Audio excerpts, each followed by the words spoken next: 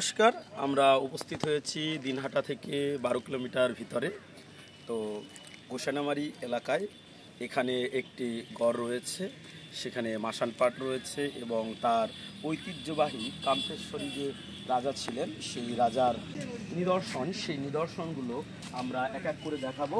এই যে তার সিঁড়ি কত সুন্দর, অনেক দিন আগে কিন্তু করা। তো শোনা যায় যে বিশ্বকর্মা ঠাকুর অর্থাৎ বিশ্বকর্মা কী করেছিলেন, এই একদিনে এক রাতে এই গড়টা তৈরি করেছিলেন। তো আপনারা দেখুন, সম্পূর্ণ ভিডিও আমরা দেখাচ্ছি এবং অবশ্যই দর্শনার্থীদের মাঝে ছড়িয়ে দিন। তো যাই হোক, আপনারা দেখতে থাকুন আমাদের এই সুন্দর অপূর্ব দৃশ্য এবং প্রাচীন ঐতিহ্যবাহী নিদর্শন।